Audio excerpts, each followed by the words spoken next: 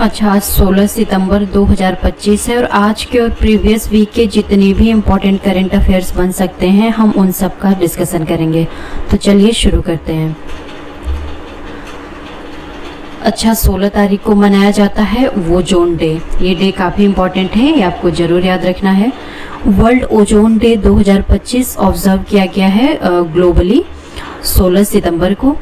अच्छा, इसकी थीम है from science to global action. Theme काफ़ी इम्पोर्टेंट होती है, थीम ज़रूर याद रखिए। और यह जो डे है ये डेडिकेट किया गया है ताकि लोगों में ओजोन लेयर को लेकर के अवेयरनेस बढ़ाई जा सके और जो अर्थ है पृथ्वी पर उसे सेफगार्ड किया जा सके। इसके लिए इस दिन को मनाया जाता है। अच्छा, सितंबर में पड़ने वाले और भी इम्पोर्टेंट दिनों को देख लेते हैं। तो 1 सितंबर को आता है नेशनल न्यूट्रिशन वीक। ये पूरे एक हफ्ते तक चलता है, यानी 1 से 7 सितंबर तक मनाया जाता है। वहीं 2 सितंबर को आता है वर्ल्ड कोकोनट डे। 3 सितंबर को आता है स्काई स्क्रैपर डे। 5 सितंबर को आता है national teachers day, international day of charity and Onam. वहीं 7 सितंबर को आता है ब्राजीलियन इंडिपेंडेंस डे। 8 सितंबर को आता है international literacy day, world physical therapy day. वहीं 10 सितंबर को आता है वर्ल्ड सुसाइड प्रिवेंशन डे। ये डे भी काफ़ी इम्पोर्टेंट है, ये भी जरूर याद रखना है। वहीं 11 सितंबर को आता है national forest martyr day, world first aid day. वहीं 15 सितंबर को आता है engineers day, international day of democracy. ये इंटरनेशनल डे ऑफ डेमोक्रेसी भी काफ़ी महत्वपूर्ण है, इसको भी याद करके चलना है। अच्छा, प्रीवियस वीक का हम रिवीजन कर लेते हैं। तो मैक्स वर्स्टापेन ने जीता है F1 यानी कि फॉर्मूला 1 इटालियन ग्रैंड पी को, इसे मैक्स वर्स्टापेन ने जीता है। अच्छा, इंडिया ने सिक्योर किया है तीसरा position by winning bronze medal, यानी इंडिया ने CAFA south Asian football association Nations cup 2025 में ब्रॉन्ज मेडल जीता है और इंडिया को तीसरी पोजीशन हासिल हुई है। अच्छा, CP राधाकृष्णन 15वें वाइस प्रेसिडेंट बन गए हैं। इंडियन आर्म्ड फोर्सेस जो हैं वो रशिया में पहुंची हैं, किस लिए? For the multilateral exercise Zapad. इसे रशिया होस्ट कर रहा है, इसमें एक से ज़्यादा देश भाग ले रहे हैं, इसीलिए ये एक मल्टीलेटरल एक्सरसाइज है। यूपी गवर्नमेंट ने लॉन्च किया है वर्ल्ड का पहला सिरेमिक वेस्ट पार्क, जो कि पूरी तरह से सिरेमिक वेस्ट से बना हुआ है। तो इसे लॉन्च कहाँ पे किया है? तो ये किया है खुर्जा बुलंदशहर में।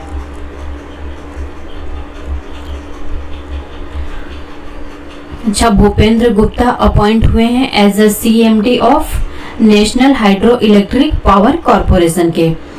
अमेरिका होस्ट कर रहा है G20 समिट 2026 वाला। हर्षवर्धन चितले अपॉइंट हुए हैं एज CEO हीरो मोटो कॉर्प के। अच्छा, छत्तीसगढ़ सरकार ने लॉन्च किया है योग और सुदर्शन क्रिया को जिला जेल के सभी कैदियों के लिए।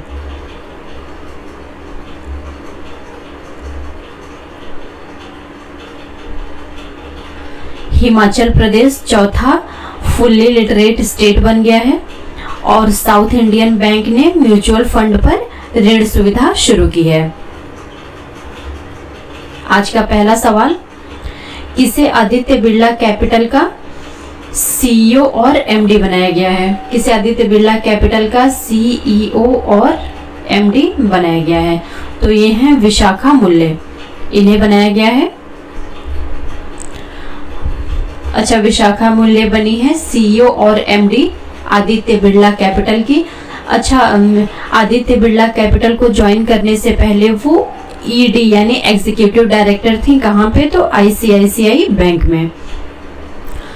अच्छा, सुशीला कार्की बनी है प्राइम मिनिस्टर ऑफ नेपाल, ये पहली महिला प्रधानमंत्री बनी है नेपाल की। विजय किशोर रत्नाकर चेयरपर्सन है नेशनल कमीशन फॉर वुमेन की और क्रिस्टलिना जॉर्जिवा 12th नंबर की MD हैं इंटरनेशनल मॉनेटरी फंड में।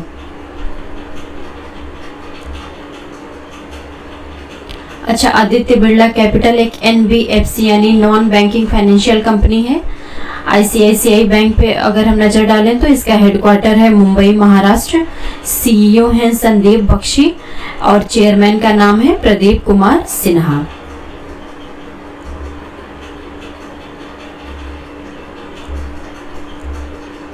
अगला सवाल,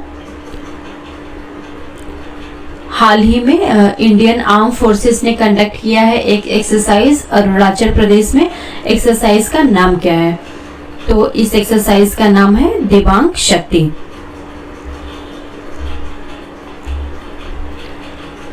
अच्छा, इंडियन आर्म फोर्सेस ने कंडक्ट किया है दिबांग शक्ति एक्सरसाइज अरुणाचल प्रदेश के दिबांग घाटी में। अजय वॉरियर एक्सरसाइज इंडिया और यूके के बीच में होती है। डस्टलिक इंडिया और उज्बेकिस्तान के बीच में होती है। वहीं युद्ध अभ्यास एक्सरसाइज इंडिया और अमेरिका के बीच में कंडक्ट की जाती है। अगला सवाल, अमेरिका, साउथ कोरिया और जापान ने संयुक्त वायु और नौसेना अभ्यास शुरू किया है। इस अभ्यास का नाम क्या है? तो इसका नाम है फ्रीडम इज। ये एक्सरसाइज कंडक्ट की जा रही है साउथ कोरिया के जेजू आइसलैंड पे। ये एक सदर्न यानी दक्षिणी आइसलैंड है और साउथ कोरिया ही इस एक्सरसाइज को होस्ट कर रहा है। यह एक multi domain military drill exercise है जो कि कवर कर रही है एयर को भी, सी को भी और साइबर स्पेस को भी। अगला सवाल, प्रधानमंत्री मोदी ने किस राज्य में दुनिया के पहले बांस आधारित एथेनॉल संयंत्र का उद्घाटन किया? तो ये राज्य है असम। असम में इसका उद्घाटन किया गया है।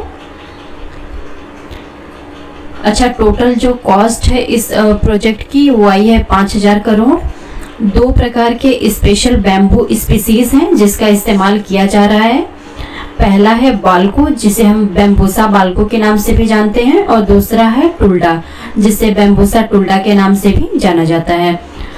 अच्छा, असम के अगर हम स्टैटिक फैक्ट को देखें तो राजधानी है दिसपुर, चीफ मिनिस्टर हैं हेमंत बिस्व शर्मा, गवर्नर हैं लक्ष्मण आचार्य। असम के नेशनल पार्क को अगर हम देखें तो है नेशनल पार्क हैं दिब्रू साइखोवा, नामेरी, औरंग, देहिंग पटकई, रायमोना, सिखना, ज्वालाओ। अच्छा, ये जो काजीरंगा नेशनल पार्क है ये काफी फेमस है एक सींग वाले राइनोसॉर्स के लिए। और ये जो मानस नेशनल पार्क है ये फेमस है अपने बायोडायवर्सिटी के लिए और इसे वर्ल्ड हेरिटेज साइट का भी दर्जा प्राप्त है, इसलिए भी ये काफी फेमस यहाँ पे हो जाता है। अगला सवाल, हाल ही में नेशनल एग्रीकल्चर कॉन्फ्रेंस यानी और रबी अभियान उसे शुरू किया गया है। तो ये किस प्लेस पे आयोजित हुआ था?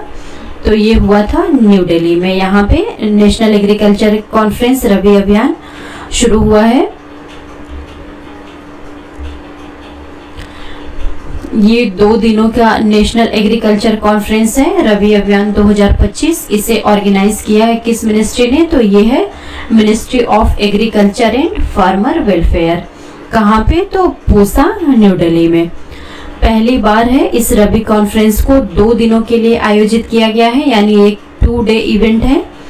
अच्छा, थीम काफी इंपॉर्टेंट है। तो थीम है 1 nation 1 agriculture 1 team. Union agriculture minister का नाम आपको जरूर याद रखना है, तो वो है शिवराज सिंह चौहान। और ये कहाँ से सांसद हैं? तो विदिशा, मध्य प्रदेश से ये सांसद हैं। अगला सवाल, हाल ही में national conference on women empowerment आयोजित की गई थी तिरुपति, आंध्र प्रदेश में।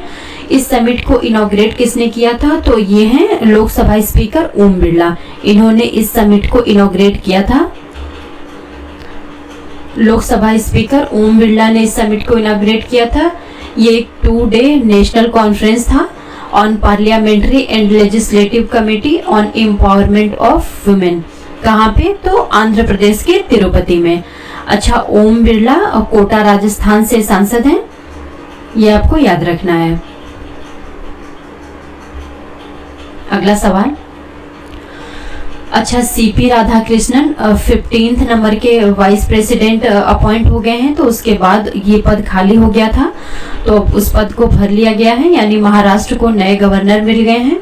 उनका नाम क्या है? तो उनका नाम है आचार्य देवव्रत। अच्छा, उन्होंने एडिशनल चार्ज उन्हें मिला है महाराष्ट्र का, यानी वो कहीं और के भी गवर्नर हैं और महाराष्ट्र का उन्हें एडिशनल चार्ज दिया गया है। यह जो सेरेमनी है वो आयोजित की गई थी राजभवन मुंबई में, और चीफ जस्टिस जो हैं बॉम्बे हाई कोर्ट के जस्टिस चंद्रशेखर, उन्होंने उन्हें शपथ दिलाई। अच्छा, उनका जो अपॉइंटमेंट हुआ है, जब सीपी राधाकृष्णन जो पहले थे महाराष्ट्र के गवर्नर, उनके वाइस प्रेसिडेंट बन जाने के बाद हुआ है। और अगर अकॉर्डिंग टू प्रेसिडेंट ऑफिस, ये जो आचार्य देवव्रत हैं, इनके पास एडिशनल चार्ज रहेगा महाराष्ट्र का, और ये गवर्नर हैं गुजरात के गवर्नर के पद पे अपनी सेवाएं देते रहेंगे, और इनके पास एडिशनल चार्ज महाराष्ट्र का भी रहेगा। अच्छा, उन्होंने अपनी ओथ जो है वो संस्कृत में ली है।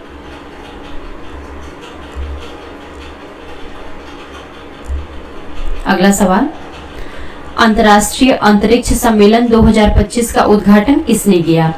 तो ये हैं डॉक्टर जितेंद्र सिंह, इन्होंने किया है।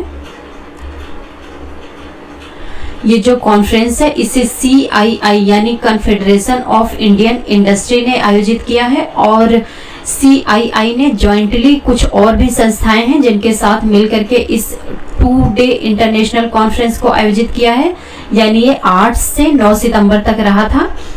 और इसमें इसरो यानी Indian Research Space Organisation, Indian National Space Promotion and Authorisation Centre यानी इन स्पेस, और न्यू स्पेस इंडिया लिमिटेड, इन सब संस्थाओं का ये ज्वाइंट कोलैबोरेशन रहा था।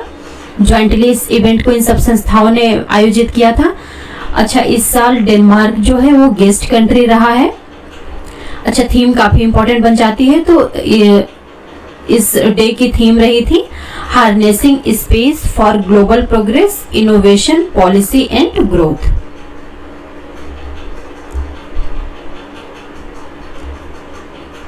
Thank you.